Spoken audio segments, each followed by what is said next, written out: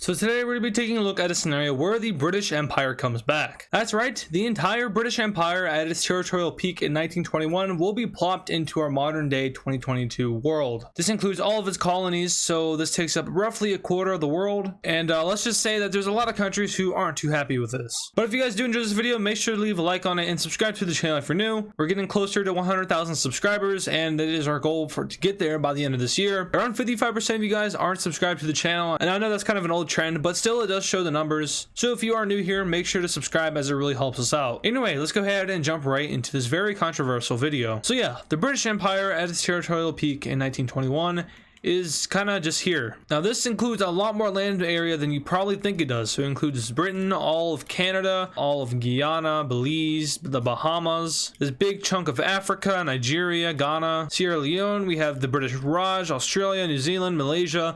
It's a lot of territory. And of course, the moment that the UK would get this in real life, it would just all collapse. I mean, there's no way they could hold on to the Indian subcontinent, a big portion of Africa, and then of course these parts of the Middle East. It's just not plausible, but what if they could? And that's what we're going to stem off from realism here, and we're going to say that the British have a pretty stern hold over all of this land, and now they have ambitions, and said ambitions are to pretty much take over the world. It's a very different world modern day, so it's still the same modern day world, except Britain just has control over all of this land and all of the countries within it. Now Britain would most likely be the strongest country in the world at this point, and of course the United States will not be too happy about getting a second place title, but there's really not much they can do because they would have a hard time taking out all of this. So now that the British Empire is back in 2022, what do? Well, first of all, Africa is vulnerable, and Chad is looking like an easy place to kind of move into, if you know what I mean. So the British Empire declares war on Chad. Now no one's going to do anything about this because, well,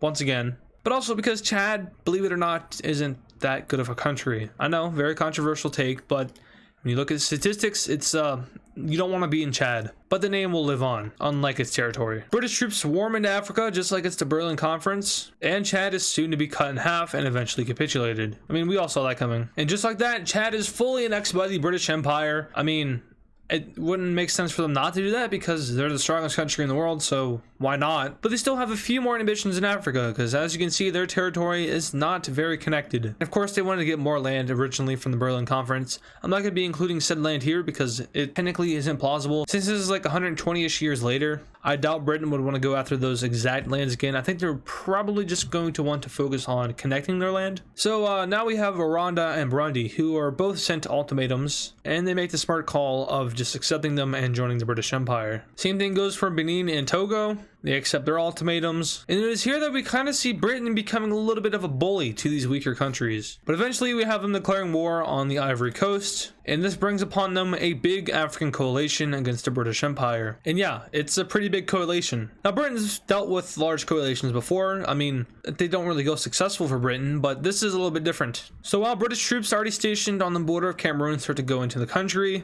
we see blue team troops starting to take control of other British territories. We see Mozambique in the DRC cut to the British African territory in half, and we also see Ethiopia and the DRC meet up in Uganda. Is that Uganda? Like South Sudan-ish, Uganda-ish. From here we see an invasion of northern South Africa, although this is technically still modern day South Africa. So those troops finally get mobilized and ready, and the push into Angola begins. We have Egyptian troops crossing over from the border and entering into Libya, while we see British troops enter into Niger, as they maybe, probably, sort of, definitely had an invasion plan for them ready. The Brits storm into Eritrea, as well as the western part of Ethiopia. Eritrea capitulates, as well as Djibouti, and Ethiopia signs for peace. This whole thing collapses, and many start to realize that going to war with Britain may not have been their best call. The only place that's remotely going well is over here in Sierra Leone, where somehow Liberia has managed to take out the entire country, as well as Guinea. But that joy is short-lived, as yeah. Overall, the British troops are just swarming through this continent. I know geographically the Sahara Desert is not easy to invade, but eventually countries start to realize their mistake, and we have a mass surrendering in the north, same with Guinea. And overall, countries who haven't been invaded yet start to make the smart call of just surrendering. Angola and Cameroon are the final few that hold out and continue to fight, but they are eventually both wiped out, and we are left with a peace treaty that looks something like this. Let's go ahead and take a look at the land gains. So basically every country involved got land taken away from them in the most convenient way for the British. The DRC barely got anything taken out of them except for like the tail that was down here. But other than that, everyone else kind of suffered a little bit. But that does kind of mark the end for the British Empire's plans in Africa. They really see no point in continuing to invade the rest because eventually they'll just have control of it all, and theoretically that wouldn't be good for them because that's too much land to control. We're already right now seeing some forms of rebellions popping up in the recently annexed territories, but the imperial governments in their colonies are taking control of said rebellions, so it's not really in the possession of the UK's problem. But they do see ambitions elsewhere, and said ambitions are actually over here in Southeast Asia. Basically, the British Raj and Malaysia are separated by Thailand, and Thailand is going to get invaded here. Now, unfortunately, no one else in Southeast Asia has the balls to really stand up to the British Empire, so Thailand is unfortunately captured and annexed by the British Empire. But fortunately for Thailand here, they do not get fully annexed. They only lose their little tail going down into this area, and Britain basically just wanted to connect these two colonies together, so they have that going for them, and that went pretty successfully. But now we have the world doing something about Britain's aggression towards other countries. Essentially, a giant alliance forms up, and believe it or not, it includes 3 of the strongest countries in the world: the United States, Russia, and China. 3 countries who are all very different in terms of culture, language, and other aspects have now just joined together in a military alliance. This, of course, would be enough to really fumble the world, but fortunately it's not aimed at doing that, and instead it is aimed at stopping the expansion of the British Empire. More countries are quick to join in on this, such as Brazil. We also see Britain's longtime rival of France join in on it, and with this, allies from both blocs start to join in a giant coalition, probably the largest one that the world has ever seen. I'm talking Central Asia, Mongolia, we have Indonesia, the Philippines, even Vietnam, Thailand, of course, Saudi Arabia, Spain. Over in South America, we see Chile join it, we see Mexico join it, and it has now shown itself to be a fairly strong alliance that probably shouldn't be messed with. But as we know in history, Britain likes to play with fire, and eventually this will cause a global conflict.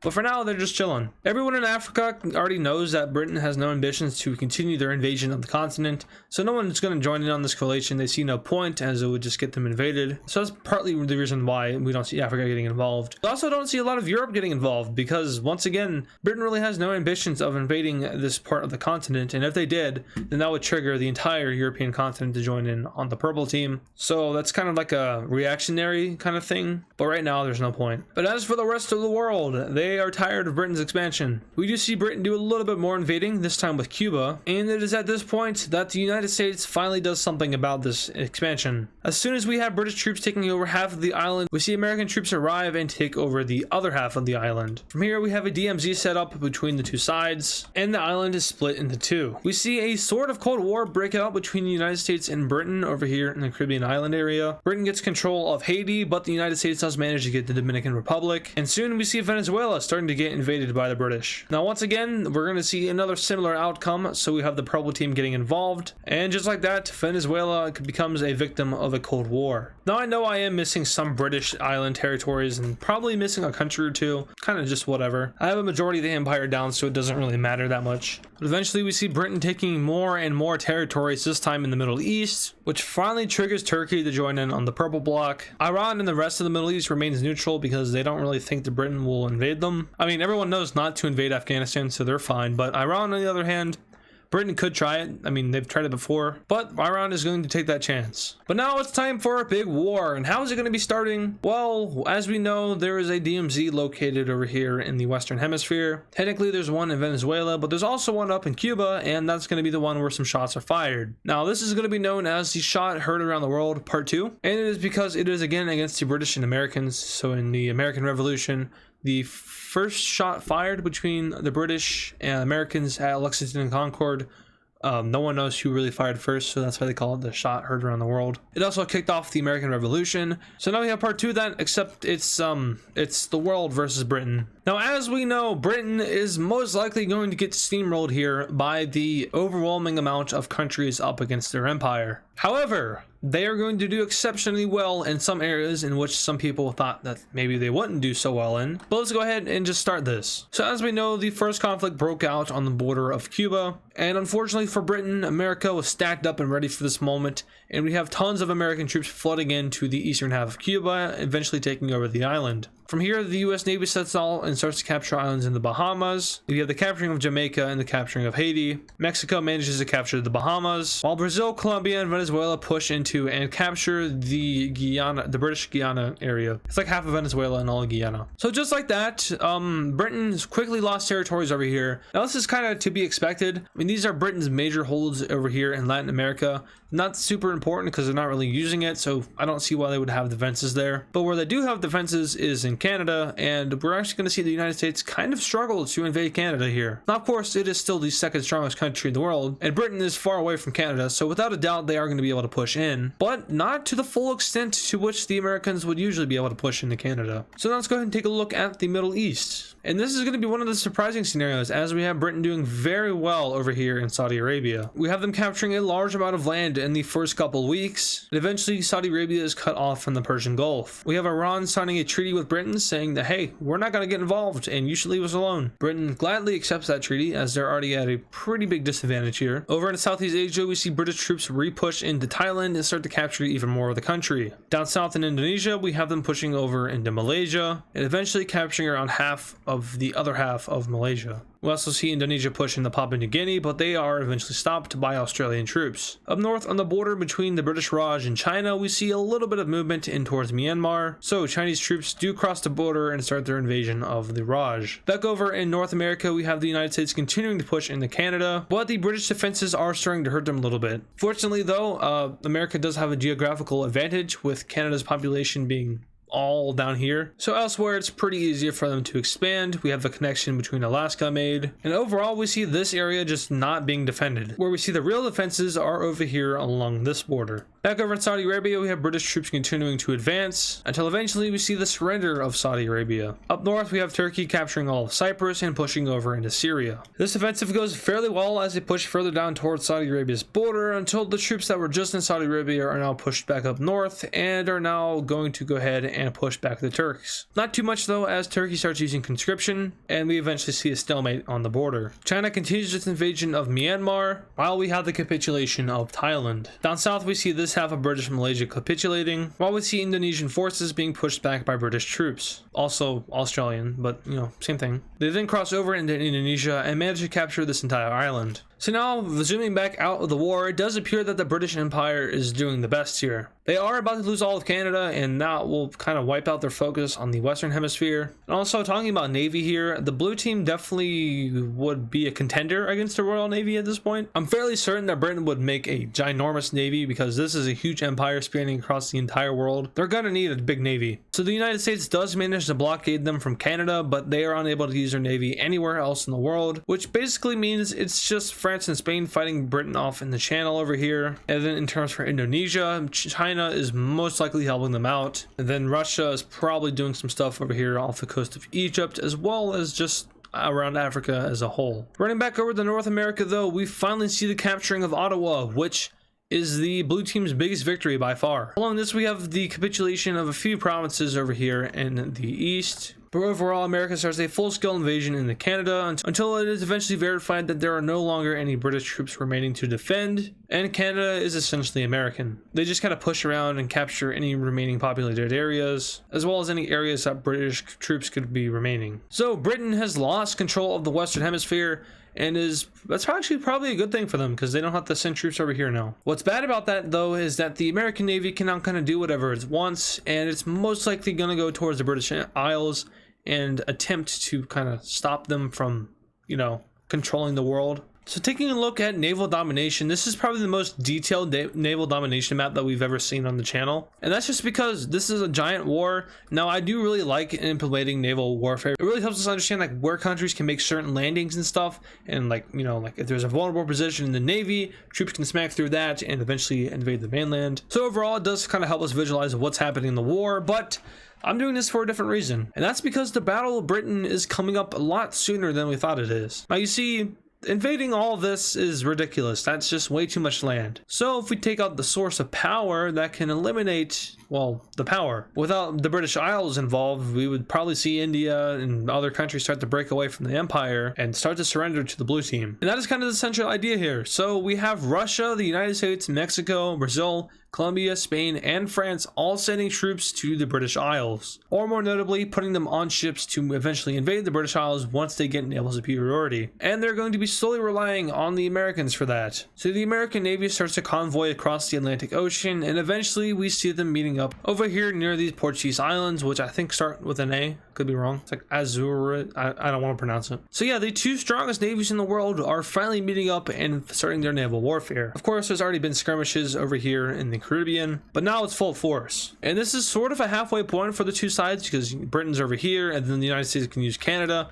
So it really is central. And then of course we also have the French and Spanish navies are going to be helping out the Americans. We see Spain actually encompass Portugal, who has decided to remain neutral because of ties with Britain. And overall the Americans do start to make land gain towards Spain. Now that is technically their main goal here, because once they link up here, they would cut off this area, and from there they'd push up and try to get near the British Isles. Speaking of which, France is already extremely close to doing that. So seeing their plan, Britain decides to retract its navy from the coast of Africa, which America immediately sweeps down into and uses the ports of Morocco. Because we already know that the United States and Morocco are allies, and Morocco isn't a fan of Imperial Britain, so why wouldn't they do that? That was kind of the main reason Britain was trying to cut them off from there, and they just backfired that plan. So we now have a replenished American Navy in this area. But months go on and fighting continues as the Americans slowly but surely push back the Royal Navy of the British Isles. Now do keep in mind, I did say that the Royal Navy was the strongest, but it's also all over the world. Most notably over here in the southeastern part of the world, over here in Oceania and then South Asia. It's also got to protect Africa just in case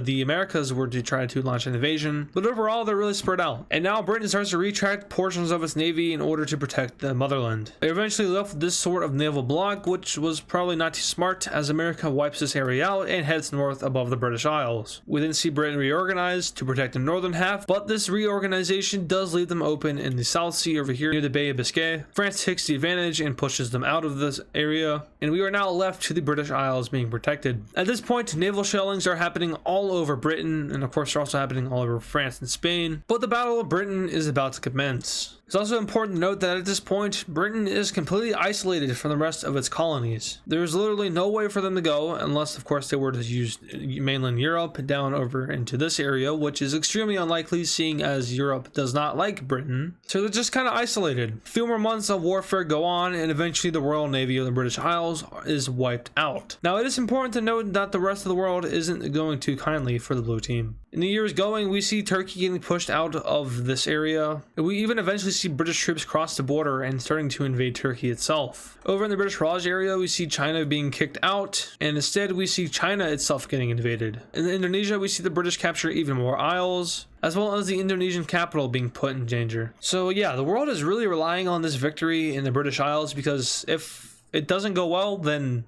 it's over. Britain would most likely capture land, which would eventually force China to leave the war, and if China leaves the war, we don't really have a connection of Russia to this area, so they really wouldn't be able to do anything. We would see the fall of Indonesia as the Chinese Navy would be forced out of the area. Turkey would fall, and overall the blue team would not be good. So yeah, this is really important. There's a draft in the United States, there's a draft in Mexico, Brazil, Chile, Colombia, Venezuela. All these areas are now drafting people to go fight on the British Isles. This includes France and Spain. And eventually we finally see the day. But it does go a little bit more different than they thought it would. Ireland pops up as a rebellion. Yeah, that's right. Those pesky Irish are rebelling again. And this time it's It's actually going really well. The Americans eventually land in the Isle and surprisingly steamroll over it in a matter of like 4 days. Turns out that Britain really wasn't even defending Ireland. They were just defending themselves, which that makes sense historically. But now it's time for the Battle of Britain, and the first landing is in northern Scotland. We eventually see them push down and start to take over the country with ease until eventually Stonewall. There is no longer an advance as the British army is backing up this area and there's no getting in. All right, that's cool. We'll just invade from Cornwall. Nope, there's another Stonewall. All right, we'll try over here. Nope. All right, let's try Wales. Actually, yeah, that's working until eventually it doesn't. So now the blue team is solely relying on successful naval landings to gain ground in the UK. And unfortunately for the UK, they are an island. So this basically means that they can't stop these naval invasions from happening as their navy was destroyed by the blue team. And little by little, these little pockets start to push past the British defenses and gain land. We have Scotland and Wales declaring independence from Britain. Cornwall does the same. And now we have the Battle of London. This battle goes on for exactly 1 month as the British attempt to hold on to the city, but it is eventually overwhelmed and we have the collapse of the British Isle area. With Britain out of the war, we have exactly what I said would happen happening. The British Raj promptly declares independence, which kicks them out of the war. All of their troops are returned to the country. Australia and New Zealand declare independence. The only places we don't see declaring independence is the African territories, and that's because the colonial governments over here are just a mess. Like, Britain did not organize them very well.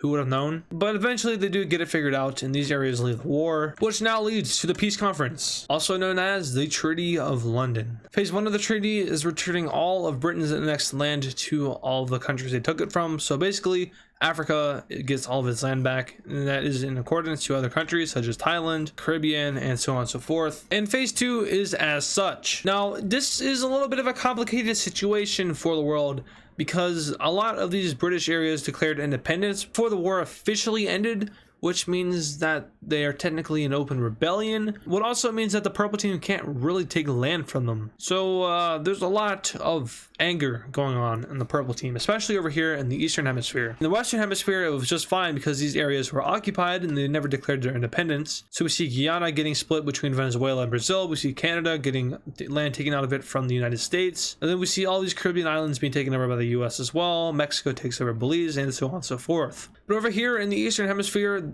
we had the British Raj declaring independence. Australia and New Zealand, they declared independence. Malaysia technically never did, so they are annexed by Indonesia over here, and then Thailand over here. But yeah, the British Raj is technically off hands-free because they didn't, they fought for Britain, but they declared independence and started rounding up British troops, if you know what I mean. Same thing with the African territory. There was really no invasion of this area, so these areas really just were released and given independence. But the world is still going to divide up these areas nonetheless. First of all, Britain is just destroyed because Ireland gets the entire island back, and then we have Scotland, Wales, and Cornwall getting independence, and plus a little bit more land than they usually have. That's just to kind of prevent Britain from doing something like that again. But not shown on this map is the zones of England, which are kind of divided up like Germany was. We have an American zone, Russian zone, a Chinese zone, and a French zone. But yeah, division of the empire. I do have to leave pretty soon, so I'm sorry that this isn't going to be perfect, but I'm just gonna have to carve it up like this. So the British Raj falls apart as it did in real life. Pakistan, India, and Myanmar, and as well as Bangladesh, all get independence. Same with Sri Lanka. Over in the African territory, we see the Middle East being split off, and we have a new country being formed over here between Iraq, Jordan, Israel, Palestine, and the area of Egypt over here. Kuwait is given independence. As for the Arabian Peninsula, this is annexed by Saudi Arabia.